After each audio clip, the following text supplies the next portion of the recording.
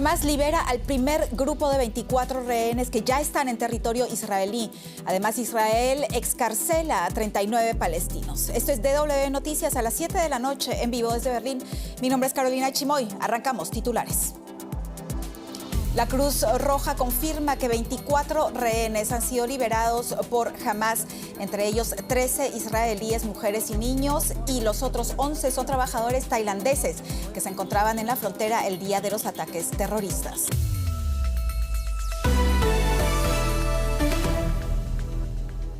La noticia más importante del día: el ejército israelí confirmó que 13 rehenes israelíes, todos mujeres y niños, han sido liberados este viernes por el grupo islamista Hamás y ya se encuentran en Israel. Los rehenes han sido sometidos a una revisión médica inicial en territorio israelí. Entre ellos figuran 4 menores de una misma familia y 5 mujeres mayores. Un total de 24 rehenes fueron entregados el viernes por Hamás al Comité Internacional de la Cruz Roja en Gaza.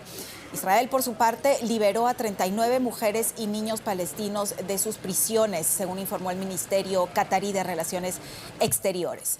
Entre las personas liberadas, además de los 13 ciudadanos israelíes, algunos con doble nacionalidad, también figuran 10 u 11, aún no tenemos la cifra concreta, ciudadanos tailandeses y un ciudadano filipino. La entrega de los primeros rehenes, luego de un mes y medio de guerra, forma parte de un acuerdo entre Israel y Hamás para liberar a un total de 50 cautivos de la Franja de Gaza a cambio de la excarcelación de 150 presos palestinos, todos acusados de terrorismo, pero no por delitos de sangre. En ambos casos se trata de mujeres y niños. Y vamos a conectar inmediatamente con Jenny Pérez. Ella es nuestra enviada especial y está allá en el estudio de Deutsche Welle en Jerusalén. Un gusto verte, Jenny. ¿Cuáles son las novedades en torno a la liberación de los rehenes? ¿Cómo se vive este momento allá en Israel?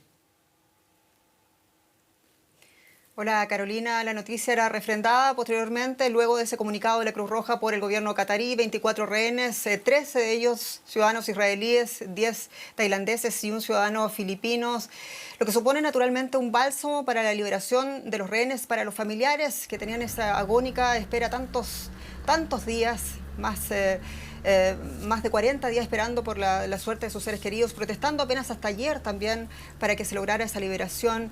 La prensa israelí, sin embargo, se lo toma con bastante cautela. Aseguran que el contexto en el que vuelven estos rehenes en ningún caso va a ser siquiera parecido a lo que tenían antes de esa masacre masiva perpetrada por Hamás el 7 de octubre.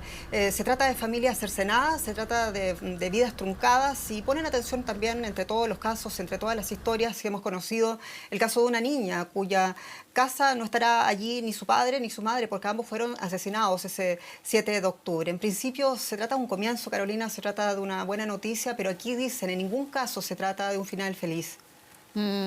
Es solo la primera fase, además, de este acuerdo, Jenny. Pero ¿cómo ha sido el proceso de acogida de los rehenes? Las autoridades israelíes aseguran que en ningún momento sabían la real condición en la que llegaban los rehenes, por eso solamente se articuló ese proceso de acompañamiento, de acogida, tanto emocionalmente como físicamente. Se articuló todo un operativo, también un manual basado en los secuestrados liberados por Boko Haram hace algunos años, inclusive, donde los soldados israelíes que tuvieron el primer contacto con los rehenes en el paso de Rafah tenían que decir alguna frase concreta que decía: estoy aquí para llevarte de regreso a Israel, entre otras de las cosas que constaba en ese manual que se dio a comunicar a la prensa.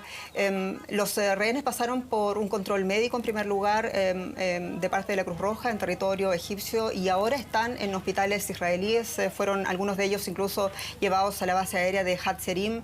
Los que estaban peor en situación emocional, en situación física, fueron directamente llevados a los hospitales, y es allí, Carolina, donde va a tener el encuentro con muchos de los familiares. La prensa está liberando algunas imágenes las primeras imágenes de los ex rehenes, y la situación realmente es un momento complejo en ambos lados de la valla, porque, como tú decías también, son 39 palestinos que también han sido liberadas, mujeres palestinas, adolescentes, niños considerados por Naciones Unidas, que también celebran ahora llegada con sus seres queridos, principalmente en Cisjordania, la Cisjordania ocupada, y también incluso aquí en Jerusalén. En ninguno de ellos, según se comunicó, tienen o pesan o fueron procesados procesados por delitos de sangre, es decir, por asesinato. Jenny, ¿y qué nos puedes contar de esa proporcionalidad de la negociación entre Israel y Hamás? La proporcionalidad es la relación matemática que tú mencionas de un ciudadano israelí o un rehén israelí por 3 prisioneros palestinos. Es algo que ha generado controversia en algunas discusiones mediáticas. Sin embargo, hay que decir que esto no es un instrumento nuevo. Se ha utilizado en otras partes de la guerra, larga guerra entre Israel y las facciones palestinas. En 2011, por ejemplo, fue utilizada.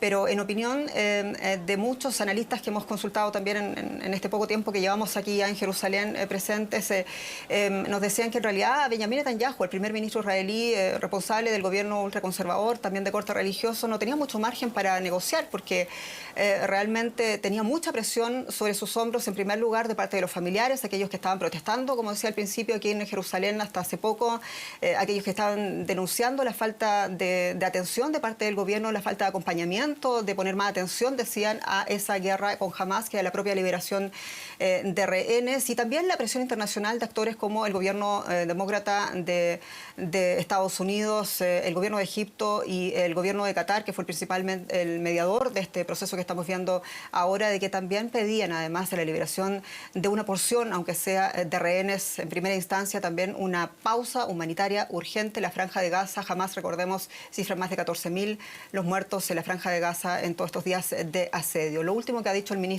primer ministro israelí, ha celebrado naturalmente la llegada de los primeros secuestrados. Es una noticia que se recibe con cautela, también con velada alegría, pero con cautela aquí en Israel, y ha prometido también, sin embargo, que va a seguir luchando, va a seguir trabajando para liberar al resto. Carolina. Muchísimas gracias, Jenny Pérez, desde Jerusalén.